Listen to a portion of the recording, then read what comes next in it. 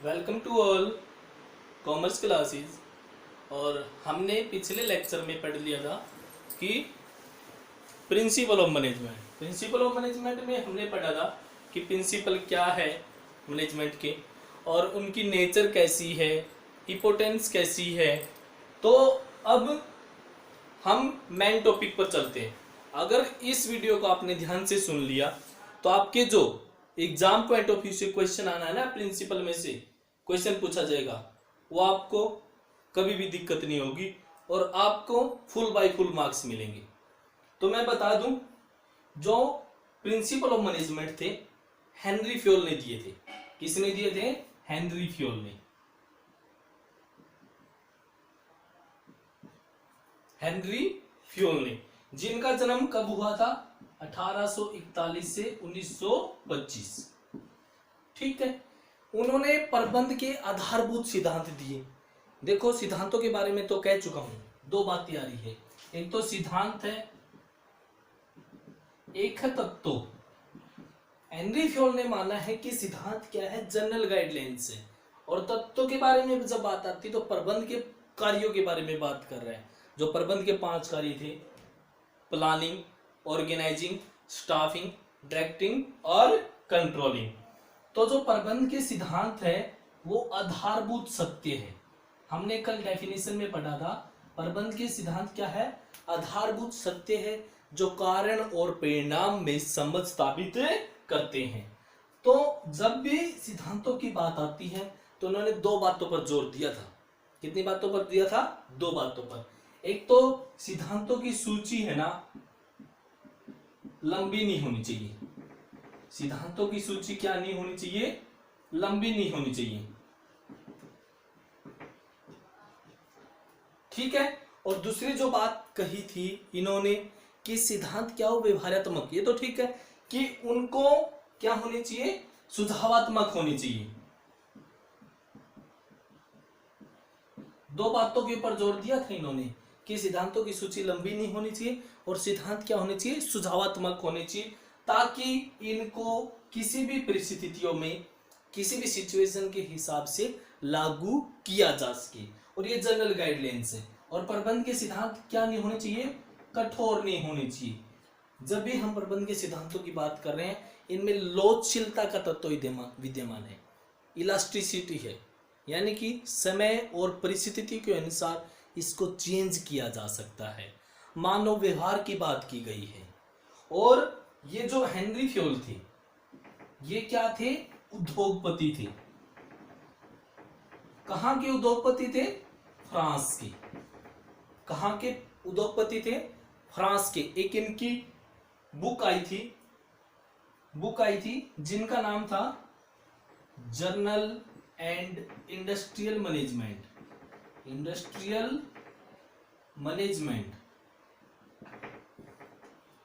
उसमें इन्होंने प्रबंध के 14 सिद्धांतों की बात की गई है। प्रबंध के कितने सिद्धांत हैं? 14। हम एक एक को डिस्कस करेंगे, आपसे बातें करेंगे, आपसे उदाहरण पूछेंगे और देखना आपको एक एक बात क्लियर हो जाएगी। हर बात मीनिंग में छुपी हुई है। और पर इन्होंने जो अपनी ये पुस्तक थी, इसमें प्रबंध के 14 सिद्धांतों का वर्णन किया गया है और 2 बातें कही गई है सिद्धांतों के बारे में। सिद्धांतों की सूची लंबी नहीं होनी चाहिए और सिद्धांत क्या होने चाहिए? सुझावात्मक होने चाहिए। ठीक है, ताकि आवश्यकता पड़ने पर इनको चेंज किया जा सके। समझ आ गई? किसने दिए थे सिद्धांत प्रबंध के 14? हेनरी फ्योल ने। कौन थे हेनरी फ्योल? फ्रांस के एक उद्योगपति थे। उन्होंने देखा कि बहुत सारी समस्या आ रही है, अनुभव और शोध कार्यों के आधार पर ये सिद्धांत आए। और भी सिद्धांत दिए गए, लेकिन हेनरी फ्योल के जो सिद्धांत है प्रबंध के, वो लोकप्रिय है और इनके बारे में हमेशा चर्चा होती रही है। तो हम प्रबंध के सिद्धांतों को एक एक करके देखेंगे। तो हमारा जो प्रबंध के सिद्धांत है उसमें पहला सिद्धांत है, एक एक सिद्धांत को पढ़ेंगे। और पहला सिद्धांत है कार्य विभाजन का सिद्धांत। कार्य विभाजन पहला सिद्धांत कौन सा है? कार्य विभाजन। और इसको बोला जाता है डिवीजन ऑफ वर्क। बेटा ऐसे सिखा दो, इन सिद्धांतों को आप कभी नहीं भूल पाओगे। और स्टार्टिंग की बात है, +2 का भी आपका क्लास स्टार्ट ही हो रही है, अगर ये अच्छे से समझ लिया कभी भी दिक्कत नहीं आएगी। लेकिन ध्यान से पढ़ना है, दोबारा एक बार फिर स्टडी करनी पड़ेगी आपको। लेकिन जो बातें मैं बोल लूँगा वो याद होनी चाहिए, एक सिनेरियो दिमाग में तैयार हो जाना चाहिए। डिवीजन ऑफ वर्क, कार्य विभाजन। कार्य विभाजन के सिद्धांत में हेनरी फ्योल ने कहा कि प्रबंध के सिद्धांतों में जो कार्य है, प्रबंध के कार्य विभाजन सिद्धांत में कहा कि संपूर्ण कार्य को विभिन्न विभागों में बांट लेंगे। ये हमारा काम है, इसको छोटे छोटे भागों में बांट लेंगे। समझ आ रही है? क्लियर है? और एक भाग को, इस भाग को, इस भाग को, इस भाग को, इस भाग को, इस भाग को अलग अलग श्रमिक को, अलग अलग एम्प्लॉय को सौंप देंगे। इससे होगा क्या, ये मैं आपको बताऊंगा कि जो भी कार्य है उसको विभिन्न भागों में बांट लिया और प्रत्येक भाग को अलग अलग श्रमिक को सौंप दिया। सौंपना कैसे है वो बात भी है, योग्यता के आधार पर। किसके आधार पर? योग्यता, और दूसरी बात और आती है रुचि। दो तत्वों के आधार पर, योग्यता और रुचि के अनुसार जो भी कर्मचारी है उसको वह कार्य सौंप दिया जाएगा। होगा क्या, मेरे अंदर कुछ क्वालिफिकेशन है, मेरे अंदर कुछ टैलेंट है, अगर वही काम मेरे को दिया जा रहा तो मैं उसको बहुत एफिशिएंसी तरीके से करूँगा, और एफिशिएंसी तरीके से करूँगा तो मेरी भी एफिशिएंसी बढ़ेगी और उत्पादन भी अच्छे से होगा। समझ आ रही है? तो इसमें एक एग्जांपल ले रहे हैं, हमने 100 मेज बनानी है। कितनी मेज बनानी है? 100 मेज बनानी है। बुक में भी दिया हुआ सेम एग्जांपल। और हमारे पास 5 कारीगर हैं। कितने कारीगर हैं? 5 कारीगर हैं। समझ आ रही है? 2 तरीके हो सकते हैं। क्या क्या? 100 मेज बना के देनी है हमने कल, और 5 कारीगर है।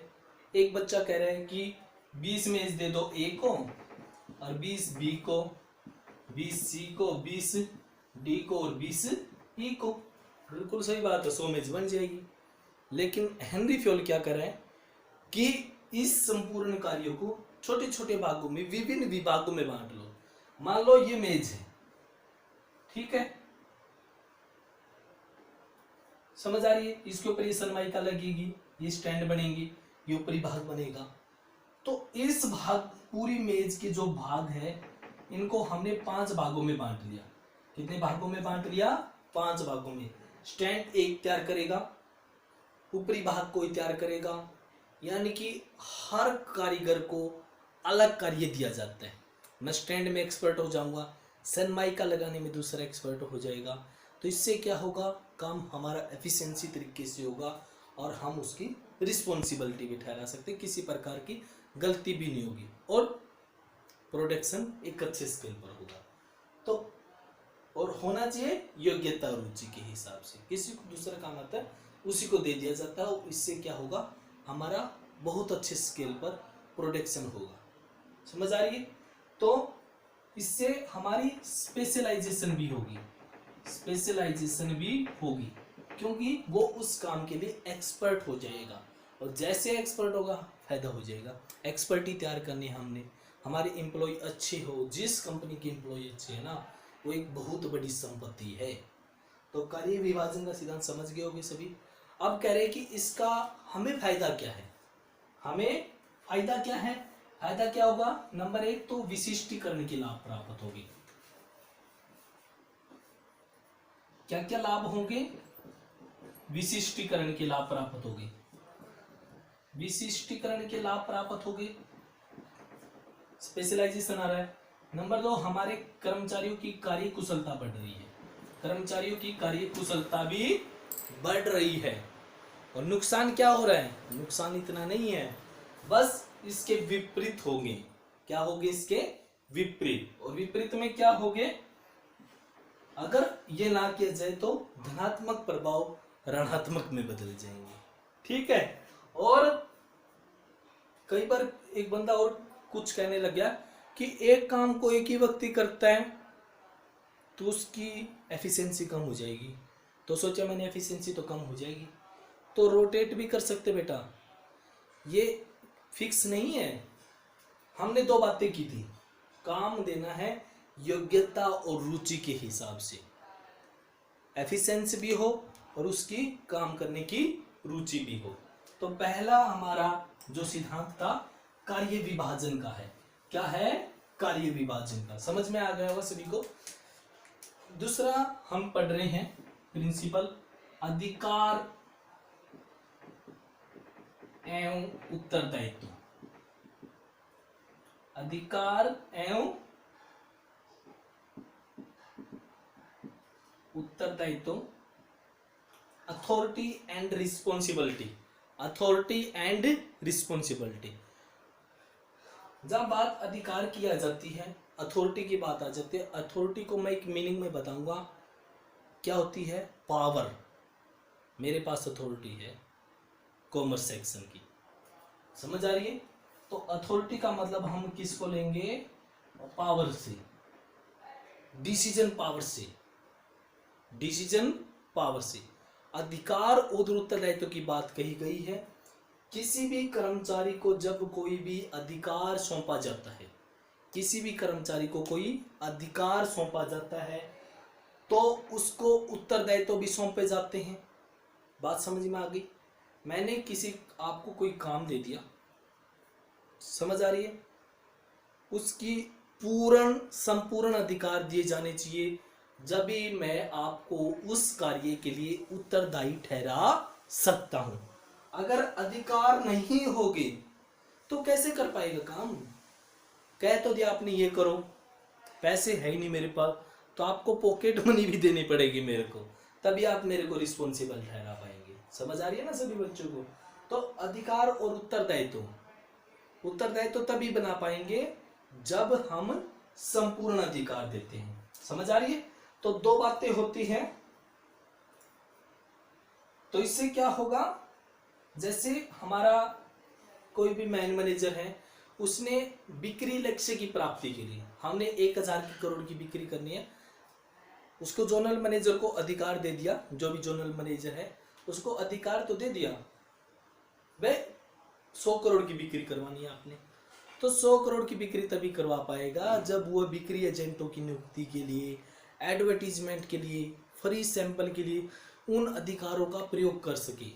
उत्तरदायित्व तो तभी होगा ना, अगर 100 करोड़ की बिक्री नहीं हो पाई, उसको एजेंटों की नियुक्ति करने का ये अधिकार नहीं दिया, तो कैसे कर पाएगा? नहीं कर पाएगा। तो अधिकार संपूर्ण रूप से दिए जाने चाहिए अगर कोई काम सौंपा जा रहा है। समझ आ रही है ना? तो पावर क्लियर है ना? तो इसमें फायदा क्या होगा? दोनों स्थितियां लाभदायक है, दोनों सिचुएशन है। इससे प्रॉफिट क्या क्या हो गए? नंबर 1, लक्ष्य प्राप्ति में सहायक, लक्ष्य प्राप्ति में सहायक। हमारा जो भी टारगेट हमने डिसाइड किया था वो आसानी से प्राप्त हो जाएगा। दूसरा क्या होगा?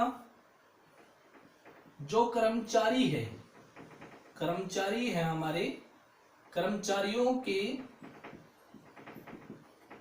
मनोबल में वृद्धि होगी, कर्मचारियों के मनोबल में वृद्धि होगी। भाई मेरे पास पावर है, मैं अच्छा माना जाऊंगा। समझ आ रही है ना? तो उससे कर्मचारियों के मनोबल में वृद्धि होगी। लेकिन लॉस भी हो जाता है कई बार। कैसे सर? जब किसी को आवश्यकता से ज्यादा अधिकार दे दिए, अहम आ जाता है। समझ आ रही है ना? तो जो भी काम सौंपा गया है उसी से संबंधित अधिकार देने। क्लियर है ना?